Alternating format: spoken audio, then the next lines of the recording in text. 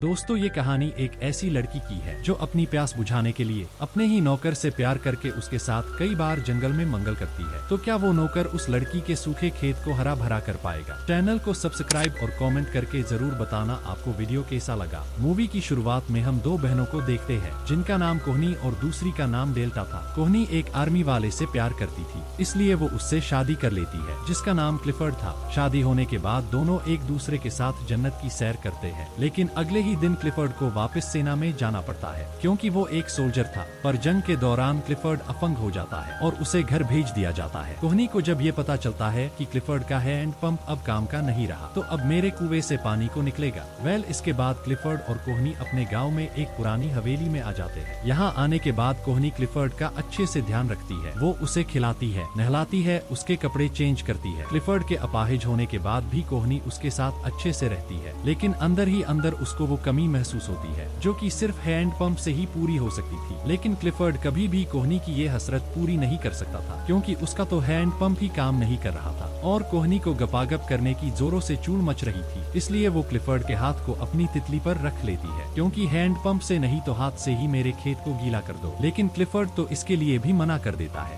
Clifford यहाँ आने के बाद एक लेखक बन चुका था जिसमें कोहनी भी उसकी हर तरह से हेल्प करती थी। लेकिन कोहनी अपनी बहन डेल्टा को भी बहुत मिस कर रही थी क्योंकि यहाँ आने के बाद वो अकेली पड़ गई थी। अगले दिन कोहनी क्लिफर्ड को बाहर घुमाने के लिए लेकर जाती है जहाँ क्लिफर्ड बचपन में आया करता था। क्लिफर्ड कोहनी से कहता है कि हमें हमारे वंश को आगे बढ़ाने की जरूरत है, लेकिन तुम समझ सकती हो कि मेरा हैंड पंप किसी काम का नहीं रहा और ना ही मैं तुम्हारे साथ गपागप कर सकता हूँ। इसलिए तुम चाहो तो किसी और के हैंड पंप से अपने खेत को हरा भरा करके हम अपने वंश को आगे बढ़ा सकते हैं। ये सुनकर कोहनी कहती है कि कहीं तुम पागल तो नहीं हो गए, मैं किसी और के हैंड पंप से अपना खेत क्यों गिला कराऊं? कोहनी अंदर ही अंदर तो बहुत खुश थी, लेकिन वो क्लिफर्ड को दिखा रही थी उसको किसी और के हैंड पंप की जरूरत नहीं है। तो क्लिफर्ड भी कोहनी को समझाने लगता है कि तुम्हें मेरी बात मान लेनी चाहिए अगर हमें हमारे वंश को आगे बढ़ाना है, और मुझे तुम्हारे ऊपर पूरा भरोसा है। तुम जिसके भी साथ गपागप करोगी वो सही आदमी होगा क्योंकि हमारी फैमिली की इज्जत का सवाल है। इसके बाद वो दोनों घर आ जाते हैं। थोड़े दिन बाद कोहनी की बहन डेल्टा उससे मिलने आती है जो कि कोहनी को देखकर समझ जाती है कि क्लिफर्ड का ख्याल रखते रखते वो खुद का ख्याल रखना भूल गई थी। इसलिए डेल्टा क्लिफर्ड का ख्याल रखने के लिए एक मेड को रख लेती है और क्लिफर्ड से कहती है कि आज से ये मेड तुम्हारा ख्याल रखेगी और कोहनी अब से बाहर घूमने जाया करेगी। जिसके बाद कोहनी अकेले ही जंगल में घूमने के लिए जाती है तो उसकी नजर वहाँ नहा रहे एक आदमी के ऊपर पड़ती है जिसको देखकर कोहनी की इच्छा जाग उठी थी। इसलिए कोहनी जाकर उस आदमी से बात करती है जिसका नाम ओलिवर था। कोहनी जब उससे बात करती है तो उसे पता चलता है कि ओलिवर क्लिफर्ड के लिए काम करता है, लेकिन कोहनी को इससे क्या, उसे तो बस अपनी प्यास बुझवानी थी। कोहनी ओलिवर से उसकी फैमिली के बारे में पूछती है तो उसे पता चलता है कि ओलिवर की बीवी कई सारे हैंड पंप का पानी पी चुकी थी, इसलिए ओलिवर ने उसे तलाक दे दिया था। बातें खत्म होने के बाद कोहनी घर आ जाती है जहां वो ओलिवर को याद करके खुद ही अपने खेत को गीला करने लगती है। ज्यादा ध्यान से मत देखो, नहीं आएगा कुछ नजर। अगले दिन फिर से कोहनी जंगल में घूमने जाती है जहां एक घर में उसे ओलिवर दिखाई देती है तो कोहनी उसके पास जाकर उससे बातें करने लगती है। ओलिवर से बातें करके कोहनी को अच्छा लग रहा था, इसलिए वो बस उसे ही देखे जा रही थी। कई दिनों तक कोहनी ओलिवर से मिलने आती जाती रही, लेकिन एक दिन कोहनी जब ओलिवर से मिलने जाती है तो वो खुद को कंट्रोल नहीं कर पाती और ओलिवर से चिपक जाती है और उसके साथ गपागप करने की करती है। लेकिन ओलिवर कोहनी के साथ गपागप करने से मना कर देता है क्योंकि वो बस कोहनी का एक नौकर था। लेकिन उधर कोहनी की तो तितली उड़ी जा रही थी, इसलिए वो किसी तरह ओलिवर को गपागप करने के लिए मना लेती है और ओलिवर भी पूरी तरह से अपने हैंड पंप से कोहनी के खेत को गीला कर डालता है, जिससे कोहनी को बहुत खुशी मिलती है क्योंकि इतने दिनों के बाद उसने हैंड पंप का पानी पिया था। फ्री होने के बाद कोहनी वापस घर आ जाती है, लेकिन उसे ओलिवर के साथ गपागप करके बहुत मजा आया था, इसलिए वो अगले दिन फिर से उसी जगह ओलिवर से मिलने पहुंच जाती है और फिर से उसके साथ गपागप करने लग जाती है क्योंकि उसे अब ओलिवर का हथियार काफी पसंद आने लगा था। ओलिवर भी कोहनी के खेत को अच्छे से पानी पिलाता है और शाम होते ही कोहनी को उसके घर छोड़ने चला जाता है। ये भी सही है यार, ऐसी जॉब मिल जाए तो इसकी बेन के मजे मजे। इसी तरह हर रोज कोहनी अपने खेत को गीला करवाने के लिए ओलिवर के पास जाने लगी, जिससे कोहनी को अब ओलिवर के हैंड पंप की लत लग चुकी थी, इसलिए वो हर वक्त ओलिवर के साथ रहने लगी। दोनों को जहाँ भी जगह मिलती वही युद्ध शुरू हो जाता था, कभी जंगल में तो कभी कहा। ऐसे ही ओलिवर कोहनी को खुश रखने लगा। थोड़े दिन बीत जाने के बाद कोहनी खुद को नोटिस करती है कि उसके तरबूज अब पहले से ज्यादा बड़े हो चुके हैं, यानी कि अब कोहनी प्रेग्नेंट हो चुकी थी। इसलिए वो अगले दिन क्लिफर्ड से कहती है कि मैं और मेरी बहन डेट के आर्ट शो को देखने के लिए लंदन जा रहे हैं, तो क्लिफर्ड भी समझ जाता है कि शायद कोहनी ने वंश को आगे बढ़ाने वाली बात मान ली है, इसलिए वो लंदन जा रही होगी। लेकिन उस बेचारे को क्या पता कि वो मटका तो उसके ही नौकर ने भरा है। लेकिन क्लिफर्ड के सामने वो ये दिखाना चाहती थी कि वो मटका लंदन के किसी रईस आदमी का है। इससे क्लिफर्ड काफी खुश था क्योंकि अब उसका वंश आगे बढ़ने वाला था। रात को कोहनी ओलिवर से मिलने जाती है और उसे बताती है कि वो बाहर जा रही है और 1-2 महीने बाद वापस आएगी। और कोहनी उसे ये भी बताती है कि मैं प्रेग्नेंट हूँ और मैंने इसके बारे में क्लिफर्ड को बता दिया है। तो ओलिवर कोहनी से कहता है कि आखिर तुमने क्लिफर्ड को क्या बताया कि इस बच्चे का असली बाप कौन है। तो कोहनी बताती है कि मैं इसीलिए तो बाहर जा रही हूँ ताकि क्लिफर्ड को लगे कि ये किसी पैसे वाले का बच्चा है, ताकि उसे तुम पर शक ना हो। ये सुनकर ओलिवर गुस्सा हो जाता है